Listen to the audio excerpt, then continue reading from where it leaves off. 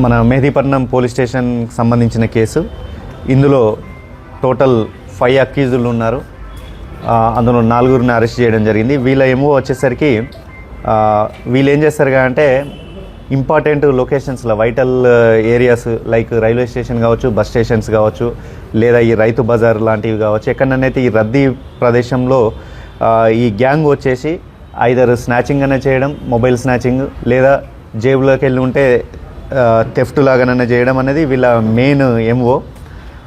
వీళ్ళు వచ్చేసరికి ఇంతకుముందు మీరు అన్నట్టు అంతా డిఫరెంట్ స్టేట్ వాళ్ళు ఉన్నారు.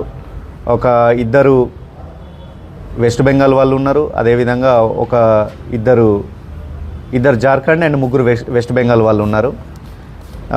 వీళ్ళు వచ్చేసరికి ఏ5లో సాగర్ కుమార్ అని చెప్పేసి మనకు హైదరాబాద్ జూబ్లీ బంజారా హిల్స్లో అతను హోటల్లో వర్క్ చేస్తారు. ఇతను ఈ 4గురిని పిలిపించుకొని వీళ్ళతో అఫెన్స్ చేయిస్తారు. చేయించిన తర్వాత ఆ సెల్ ఫోన్స్ అన్నీ ఈ ఏ5 అక్యూజ్డ్ తీసుకొని అతను డిస్పోజ్ చేయడం జరుగుతుంది.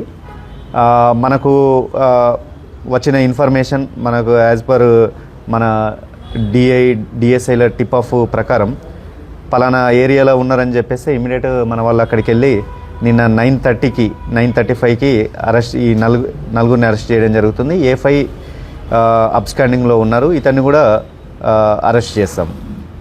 ఇందులో భాగంగా మొత్తం 16 సెల్ ఫోన్స్ కూడా మీరు ఆల్రెడీ చూస్తున్నారు, అవి రికవరీ చేయడం జరిగింది.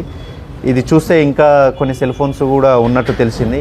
ఏ5ని కనుక మనం అరెస్ట్ చేస్తే మిగతా సెల్ ఫోన్స్ తర్వాత ఇంకేమన్నా ప్రాపర్టీ ఉన్నా కానీ కూడా రికవరీ చేయొచ్చు. ఇందులో కూడా ఏసీపీ గారు కిషన్, అదేవిధంగా SHO Mallesh, DI Rambabu and వీళ్ళ టీం కూడా బాగా వర్క్ చేసింది. ఎందుకంటే 16 మొబైల్స్ రికవర్ చేయడం అనేది మంచి గుడ్ వర్క్. వీళ్ళు యాక్చువల్లీ ఏదైనా లైక్ మైండెడ్ పర్సన్స్ ఉంటేనే పిలుస్తారు. జనరల్గా అందరూ ఇటువంటి దాంట్లోకి రారు.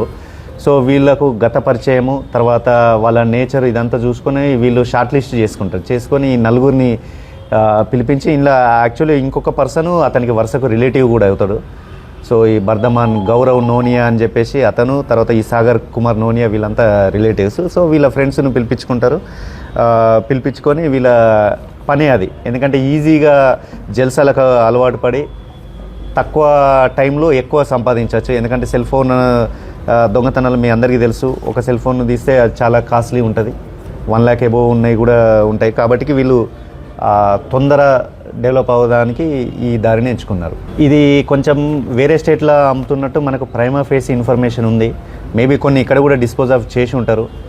బట్ మేజర్గా చూస్తే ఇది వేరే స్టేట్లో అమ్మినట్టు అనిపిస్తుంది. మనకు కొంచెం ఆ ఏ5ని ఒకసారి అరెస్ట్ చేస్తే, ఎందుకంటే అతనే మొత్తం రిసీవింగ్ చేసి ఆయననే ఫైనల్గా డిస్పోజ్ చేసేది. కాబట్టి ఈ 4గురేమో జస్ట్ ఓన్లీ దొంగతనం చేసి అతనికి హ్యాండ్ ఓవర్ చేస్తారు. కాబట్టి అతన్ని ఇంకా ఫ్యూచర్లో తొందరలోనే మేము అరెస్ట్ చేసి ఎక్కడ డిస్పోజ్ చేసింది అనేది కూడా మేము కనుక్కొని మీకు ఫర్దర్గా చెప్తాం.